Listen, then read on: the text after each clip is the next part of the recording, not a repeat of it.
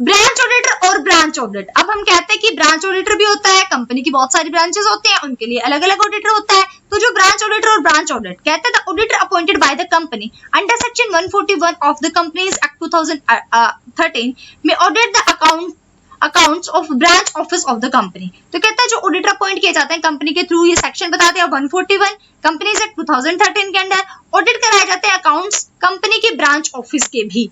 If any branch office is located in a foreign country, अगर कोई भी branch office company का foreign country में है, then on the case of the auditor of the company or a person who is eligible to be appointed as auditor according to the laws of the country in which the branch office is situated, may audit the accounts of the branch office।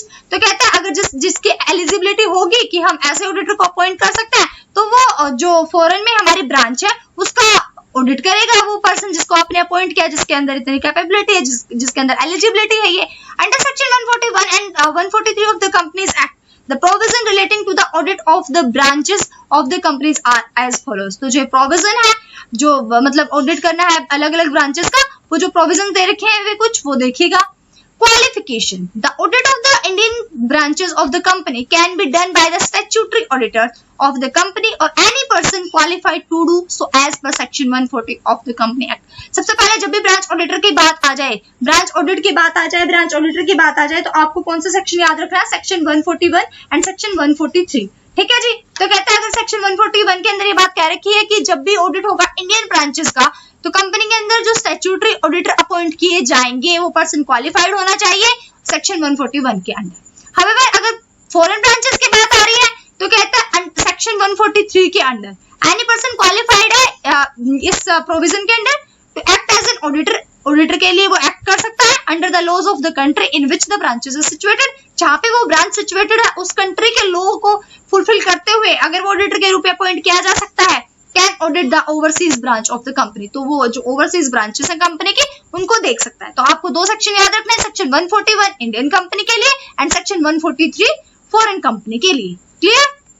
Okay जी। Appointment: if in the general meeting of the company it has been decided that the audit of the branches of the company has to be conducted by a person other than the company auditor, then according to section 141 in the general meeting itself the branch auditor has also to be appointed, or the meeting can authorize the board to appoint any person as a branch auditor in consultation with the company auditor। कहता है general meeting के अंदर, जो company की general meeting के अंदर है, उसके अंदर ये बात डिसाइड की गई कि जो ऑडिट होना है ना ब्रांचेस का, वो एक पर्सन के थ्रू कंडक्ट किया जाएगा और वो कंपनी का ऑडिटर नहीं है, अदर देन कंपनी ऑडिटर है। तो सेक्शन 141 कहता है कि जनरल मीटिंग के अंदर जो भी ब्रांच ऑडिटर आपने अपॉइंट किया है वही ऑथराइज किया गया है बोर्ड ऑफ डायरेक्टर्स के थ्रू, और वो अपॉइंट कर सकते हैं किसी ऐसे पर्सन को as an branch auditor company auditor की कंसल्ट के साथ। यानी अगर कंपनी ऑडिटर नहीं है और आपने अपॉइंटमेंट करनी है ब्रांच ऑडिटर की, तो कंपनी ऑडिटर की कंसल्टेशन लेनी पड़ेगी और बोर्ड जो है वो क्या कर सकती है, अथॉरिटी दे सकती है सेक्शन 141 के अंदर, और क्या कर सकती है, अपॉइंटमेंट करा सकती है ब्रांच ऑडिटर का। ठीक है जी। Remuneration: The remuneration of the branch auditor is decided by the company in the general meeting। सारा काम जनरल मीटिंग में होता है, तो जाहिर सी बात है जो रेम्यूनरेशन होगी डिसाइड की जाएगी वो भी जनरल मीटिंग में होगी। और in case he has been appointed by the directors, अगर डायरेक्टर्स ने उसे अपॉइंट किया है तो बोर्ड ऑफ डायरेक्टर्स उसकी रेम्यूनरेशन डिसाइड करेंगे। ओके जी। Right and duties: If the audit of the accounts of the branches of the company is being conducted by a person other than the company auditor।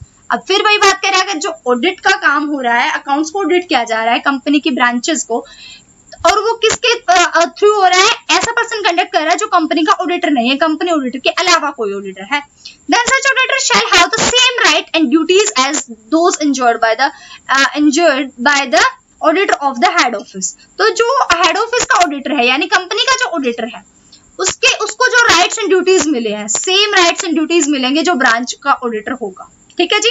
ऐसे कोई पक्षपात नहीं किया जाएगा कि आपको ये राइट्स मिल रहे हैं और हेड ऑफिस वाले ऑडिटर को ये राइट्स मिले, नहीं। Rights and auditors rights and duties सभी ऑडिटर्स के लिए सेम है। For example, right to examine the vouchers, right to examine book of accounts. The branch auditor, after completing his examination, prepare his report and forward it to the company auditor, which is then included by the company auditor in his report. In this context, the company auditor must clarify in his report that the accounts of the branch have been audited by a different auditor। जो company auditor होगा उसे ये बात clarify करनी पड़ेगी अपने report के अंदर कि जो ब्रांच के जो अकाउंट्स थे वो अलग ऑडिटर ने ऑडिट किए हैं। whether or not all the accounts of the branch have been incorporated in the head office accounts or not, चाहे मतलब उसके साथ साथ ये भी बात मतलब चाहे वो जितने भी ब्रांचेस हैं वो हेड ऑफिस के अंदर इनकॉर्पोरेटेड है या नहीं है, लेकिन जो हमारा कंपनी ऑडिटर होगा उसे ये बात मेंशन करनी पड़ेगी कि अगर जो भी अलग अलग ऑडिटर ने अलग अलग ब्रांचेस को हैंडल किया है तो उनका नाम और मतलब डिफरेंट ऑडिटर ने ये ब्रांचेस को के अकाउंट्स को ऑडिट किया है, मैंने नहीं किया, ताकि जो ये बात है ये किसको कन्वे हो जाए, शेयर होल्डर्स को पता चल जाए। तो आपने जो यहाँ पर देखा था अपॉइंटमेंट के टाइम पर, यानी ये हमारा हो गया था यहाँ पे ब्रांचेस ऑफ 2 बार था, ठीक है, इसको हमने इसलिए थोड़ी कंफ्यूजन आई होगी,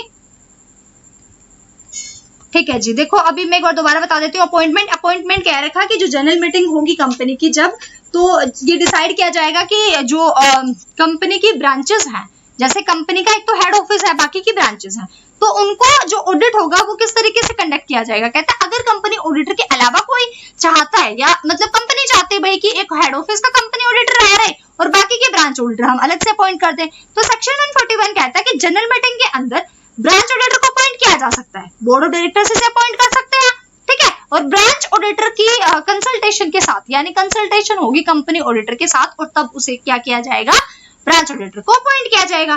फिर हमने रेम्यूनरेशन कर ली एंड राइट एंड ड्यूटीज कर ली, तो आई थिंक आपको क्लियर हो गया होगा कि ब्रांच ऑडिटर एंड ब्रांच मतलब ऑडिटर को जब अपॉइंट किया जाता है ब्रांच ऑडिट किस तरीके से किया जाता है। ओके, अब नेक्स्ट आता है हमारा can the auditor be helpful in checking black money.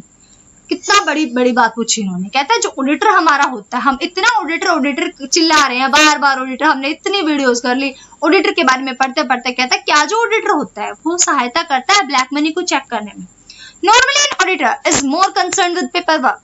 Normally देखा जाता है जो ऑडिटर होता है बस उसे पेपर वर्क से मतलब होता है। He examine the book of accounts to of organisation on the basis of the vouchers. जो वाउचर्स उसे मिले उनको एग्जामाइन करेगा वो। In the organization has correct vouchers and the transactions have been recorded in the books of accounts, he cannot raise any objection to the same. जितने भी organisation के अंदर वाउचर्स ट्रांजेक्शंस रिकॉर्ड कर दी गई बुक्स ऑफ अकाउंट्स के अंदर, अगर उसे वाउचर सारे ठीक है, यानी जितने वाउचर्स हैं उतने ट्रांजेक्शंस हैं, हर एक एंट्री जितनी की है उतने सबके वाउचर्स हैं, तो फिर जो ऑडिटर है वो कोई ऑब्जेक्शन नहीं उठा सकता। In fact this is the weakness of the auditor. अगर वास्तव में देखा जाए ये सबसे बड़ी कमजोरी है ऑडिटर की। In this context, the following facts should be kept in mind. और इस context में आपको ये माइंड में रखने चाहिए कुछ facts. First one is right of the auditor. Rights of the auditor. The rights of the auditor have been encompassed between boundaries by the Companies Act 2013. Companies Act 2013 के अंडर बंधे हुए rights मिलते हैं auditor को। In relation to black money, अगर black money की बात करें, two things are important. 2 things important होते हैं। सबसे पहले डिडक्शन ऑफ ब्लैक मनी, पहली बात ब्लैक मनी को डिडक्ट करना, ढूंढना, and second thing is checking it's generation, और दूसरी बात कि ये जनरेट कहां से हुई, उत्पन्न कहां से हुआ। In reality an auditor can also deduct the existence of black money. वास्तव में जो ऑडिटर होता है वो केवल ब्लैक मनी को डिडक्ट कर सकता है कि इसका एग्जिस्टेंस कहां है। प्रिवेंटिंग इज इट, इसको प्रिवेंट करना out of the scope of the work of the auditor. Auditor के स्कोप ऑफ वर्क से बाहर है, ऑडिटर के एरिया ऑफ वर्क से बाहर है, इसको प्रिवेंट करना। वो डिडक्ट कर सकता है कि एग्जिस्टेंस क्या है ब्लैक मनी का। That is why it is said that companies act has limited the rights of the auditor. इसीलिए कहा जाता है कंपनी एक्ट के अंदर जो राइट्स है ऑडिटर के वो लिमिटेड है। The control of black money is possible only when the owner of the organization also wanted so. जो कंट्रोल होगा ब्लैक मनी के अंदर वो केवल तभी पॉसिबल हो सकता है जब ओनर जो है ऑर्गेनाइजेशन का वो भी ये चाहता हो कि ब्लैक मनी डिडक्ट हो जाए।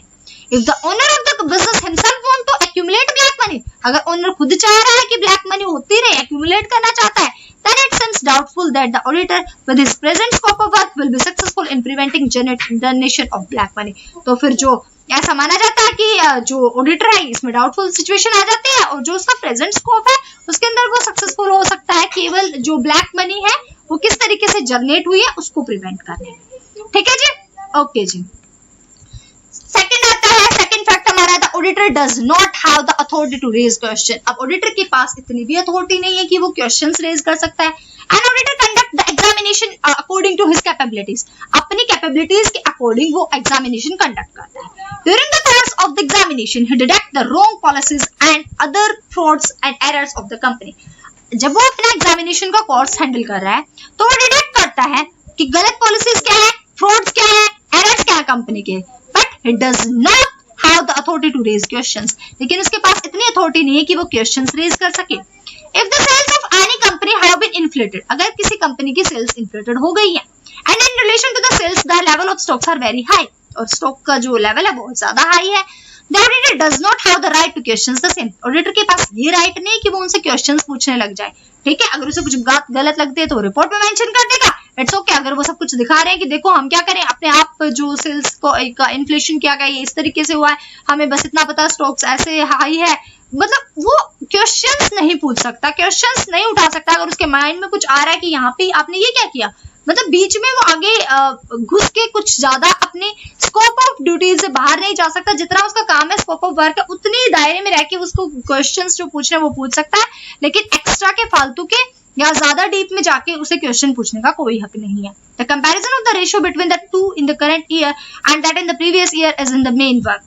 He may get suspicious, but he does not have the right to question the same until and unless the auditor has the right to question his work will remain to be that of a historian। तो यही बात कही गई है कि जो auditor है जब तक कोई क्वेश्चन नहीं कर सकता और बेचारा क्या रहता है, चुपचाप देखता रहता है जो हो रहा है, क्योंकि भाई अगर ऑडिटर ही, जो क्लाइंट है, जो उसका ओनर है, वही नहीं चाह रहा कि जो ब्लैक मनी आ रही है वो कहाँ से आ रही है, तो अब वो बीच में कोई क्वेश्चन राइज नहीं कर सकता, रेज नहीं कर सकता क्वेश्चंस ऑडिटर, ना उसके पास जो मतलब हमारे कोई क्वेश्चन राइज करने का उसके पास कोई राइट नहीं है। थर्ड आता fact, black money is not shown in the papers presented before the auditor for examination. जो ब्लैक मनी होती है वो ऐसे पेपर पे थोड़ा ना प्रेजेंट की जाएंगी जो ऑडिटर के सामने आएगा। ऑडिटर एग्जामिनेशन करने के लिए अपॉइंट किया, इट्स ओके। अब ऑडिटर एग्जामिनेशन तो कर रहा है, उसके सामने जो पेपर्स आ रहे हैं, जो वाउचर्स उसे दिखाए जा रहे हैं, उन पे लिखा मिलेगा ये ब्लैक मनी, ठीक है, black money 2000, black money 2 lakh, black money 2 crore, ऐसे लिख के देंगे उसे पेपर पे, नहीं ना।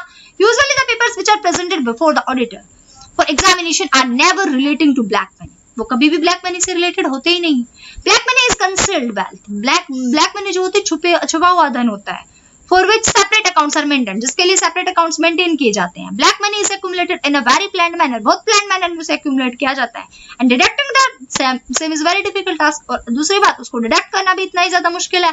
इन the present economic age black money is a major problem, और आज इकोनॉमिक एज में ब्लैक मनी एक बहुत बड़ी समस्या बन गई है। However merely holding the auditor liable for deducting of the same is not a concrete solution of the problem। और जो ये कहता कि जो ऑडिटर है वो लाइबल है इसको डिडक्ट करने के लिए, ये इसका सॉल्यूशन नहीं है इस प्रॉब्लम का। प्रॉब्लम का सॉल्यूशन तो तब होता है ना जब ब्लैक मनी अराइज ही ना होती। First, the rights of the auditor should be made more expensive and for the companies act needs amendment. कहते हैं जो ऑडिटर के राइट्स हैं उनको प्लीज अमेंडमेंट करो, उनको थोड़ा बढ़ाओ, एक्सपेंड करो। If the auditor continues to act within statutory limit it is impossible to control the black money.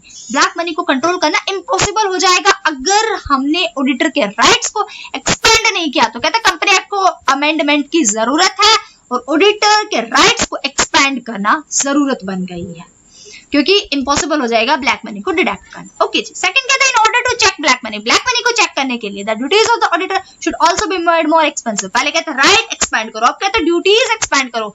The auditor should not be suspectable to any kind of temptation. In case of any suspicious he should examine in greater detail. He should make the shareholders of the company aware of his suspicious and any other irregularities he has come across। कहता है जितनी भी irregularity, जितने भी suspect उसे मिले, जितना भी उसे चांसेस मिला कि यहाँ पे मुझे सस्पेक्ट का है, कोई भी उसे लग रहा है कि कोई किसी को ट्रैक कर रहा है, टेम्पटेशन है, तो कहता वहीं पे वो बोल सकता है। ग्रेटर डिटेल में जाके वो एग्जामाइन करे उस सेम चीज को, शेयर होल्डर्स को बताए, अवेयर करे कि यहाँ पे ये गड़बड़ होने वाली है। कहता ऑडिटर की ड्यूटीज को एक्सपैंड करो, उसके पास ड्यूटी उसकी जो है उसको एक्सपेंड करके दिखाओ कि आपको हर चीज के बारे में ये काम आपको करना है। आपको कहीं भी सस्पेक्ट लग रहा है आप तुरंत शेयर होल्डर्स को बताओ, आप रिपोर्ट में मेंशन करो, आप हर चीज को, कोई भी अगर प्रॉब्लम आ रही है तो वहां पे हमें तुरंत इन्फॉर्म करो। यानी ऑडिटर के राइट्स भी इंक्रीज करो, एक्सपेंड करो, और साथ साथ क्या एक्सपेंड करो, ऑडिटर्स की ड्यूटी एक्सपेंड करो। Third point, the rights of the auditor under the act should be strong enough to enable him to question the concerned officers or people। कहता राइट्स जो ऑडिटर के इतने ज्यादा स्ट्रॉन्ग बना दो, इतने ज्यादा बढ़ा दो कि उसके पास एटलीस्ट इतना तो हक हो कि वो कंसर्न्ड ऑफिसर्स, कंसर्न्ड पीपल से क्वेश्चन कर सके। फोर्थ पॉइंट में कहते हैं, in order to control black money the duties of the auditor should also be altered and they should be explain properly. कहता है ब्लैक मनी को अगर आपको कंट्रोल करना है तो ऑडिटर की ड्यूटीज एक्सपेंड करो और साथ साथ उनको प्रॉपर्ली एक्सप्लेन भी करो कि ये आपकी ड्यूटीज है। ठीक है, तो आज हमने काफी कुछ कर लिया। तो हमने ये जो लास्ट हमारा था, ये था हमारा can the auditor be helpful in checking black money, कि ब्लैक मनी में हेल्प कर सकता है या नहीं कर सकता है, ये हमने स्टडी किया। हमने बहुत ही अच्छे तरीके से इनको डिटेल में स्टडी किया। आई थिंक आपको क्लियर हो गया होगा। ठीक है, hope you like it. Bye bye, take care.